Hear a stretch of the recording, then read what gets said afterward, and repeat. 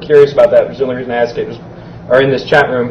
Now, what is the Venus Project's position on the use of psychedelic drugs? Well, those that are addicted to it will be able to get it, but eventually we will educate people, meaning provide them with information about the earth, about relating, about feelings, about how to find meaning in your own life. We must teach people how to live, how to understand the environment they live in, not speculate. You see, you're brought up to believe that everyone should have a right to their own opinion. That's the most dangerous thing you can do. Because if you ask some people whether you think you'll get to Mars, not in 1,000 years. Man will never get to Mars. Man will never be able to fly. We don't want the opinions of people. We want them to do research and learn how to find answers to problems, not their opinions. Their opinions are worthless. If your sister, for example, lived across the way from me, and I come out of her apartment, all kinds of it. But she might be a Langolian. If you give everybody the right opinion, produce a lot of jams out there. Just to get back on that, though, as you were saying, that people who are addicted to them will get them, but then the idea is to educate people and to get them out of drugs. Yes. That's correct. To help them out of the need for drugs. Yeah, we'd like to make an environment that's so interesting and so exciting that they don't really need to be dumbed down or anything else, that they would find life interesting enough that they wouldn't want to take drugs. So a lot of times drugs today is an escape because life is really so painful for so many people. Okay, what is your view on Nikola Tesla, his inventions and ideas? I think Tesla was a great person. Edison gave him a hard time. Edison was an ignoramus in certain areas, and he made it difficult for Tesla. Tesla had ideas that were far beyond the comprehension of most people at the time, so he couldn't make it. That is, was unable to. But imagine, for every Edison we found and every Tesla, how many Teslas are lost because of our ignorance? Do you understand? Think about that. You think there was Edison, Marconi, there was the Wright brothers. For every Wright brother that succeeded, how many Wright brothers were neglected and failed? How many of you know that the Chinese invented a form of motion pictures 1,000 years ago?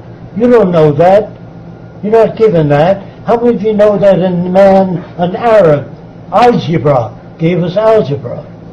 How many of you know what we got from the ancient libraries of Egypt? It was one of the best in the world at the time. How many of you know what we got from other countries? They don't emphasize that in school. You could never kill other people if you understood the contributions made by all nations. Somebody's requesting that Chibi and Gangrene lean in so that they can see you guys. Chibi is politely declining, but that's Gangrene, the fellow who made this possible. And there's your Chibi. He's not declining anymore. Sitting here in Venus Project, Florida. It's just very hot. Neil?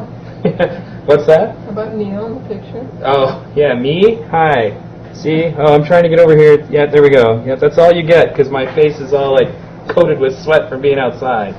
Now, do you know about Earth ships? What are your views on them? Earth ships? Earth ships. Continental ships? Ships. Oh, Earth ships? Mm-hmm. You mean visitors from other world? No. What are you I think they're talking about the building. They're building like self-contained environments, like the biosphere. I believe that's what they're talking about. Oh. Well, that doesn't deal with the problems, because you still have a war and blast the hell out of the biosphere. In other words, until you deal with nations learning to live together in harmony and working together and sharing the Earth's resources, you will see a progress chart which is unimaginable in human attainment. A lot of people think the Venus Project is just about sustainable buildings or a sustainable city, and it's not at all. Even if you built a sustainable city, it won't take care of the problems. It's about a new social direction, a new way of looking at the earth, and a new way of using the resources in a resource-based economy. It's really the value system that we're advocating a change about, not so much how you build your house, or although that's part of it. But even this method about the what is called earth ships or something is not the process that we would build, because we would use high tech. in a sustainable way, because we wouldn't have to worry about taking junk and using buildings, because we would have access to resources. We wouldn't have to think about how much does it cost, but do we have the resources, and what's the most efficient way to build in that case? Let's see, there was another one in here that was good. Are you guys in touch with William Gazecki? Apparently he has something about energy from vacuum. William Gazecki? Yeah. Oh, he's a film producer, a documentary producer. He produced a documentary Future by Design, and that's about contact we have with William Gazecki. Well, we still have contact with him and his wife, Kim Gazecki, by email. They keep us updated as to what's happening with the film. Currently, the internet is our savior for unbiased communication. How do you feel about web filters and government dictating what we can view and what we can't? If they succeed, they'd love to take over the internet. They'd love to privatize it, and that's the end of civilization. I would say the internet is one of the greatest methods of releasing society from the imprison of the limited information they get in each society.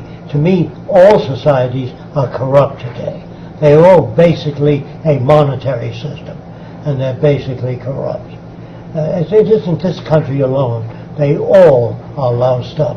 So what we need is a new system that does not discriminate, does not hurt the earth, that does not advocate money for scientific research.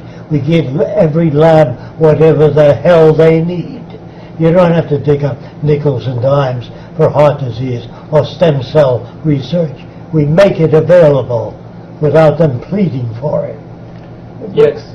The book list. Yeah, there's a book list on the website, Yeah, guys. there's a book list on the website, but the books don't really put the whole thing together. Jacque put the whole thing together towards a social direction. There are little aspects about different subjects on the book list that we have on our blog, actually.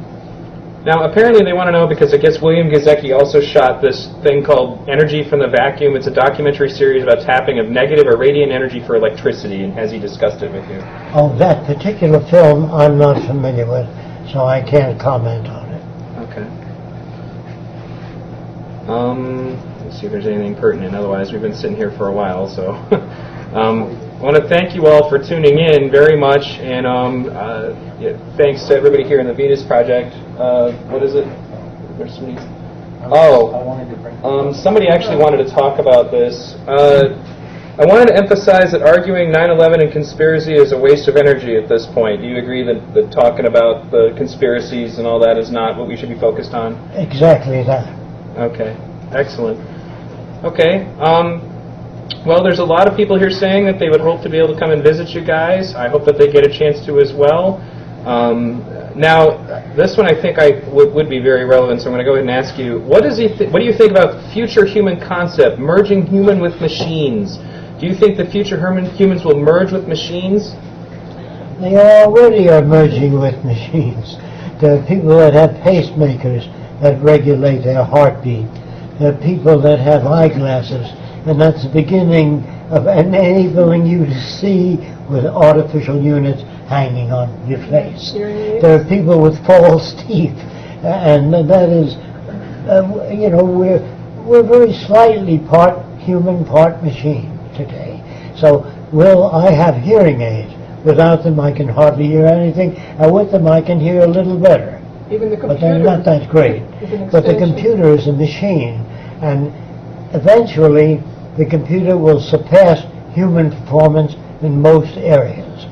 Computers are able to handle 1,000 trillion bits of information per second. No group of humans can do that. I don't care who they are. So it means that the future decision-making systems will be assigned to machines. Let me make sure you understand me. It's not a machine takeover. We assign decision-making to machines. Airplanes fly so fast today, you can't see an enemy coming. So they have radar in front of the airplane, and they have a scope, and the pilot will see where that enemy is going to be in the next 10 seconds or 20 seconds. And when he presses the machine gun, no bullets come out unless that plane is within the cone of fire. They put that decision on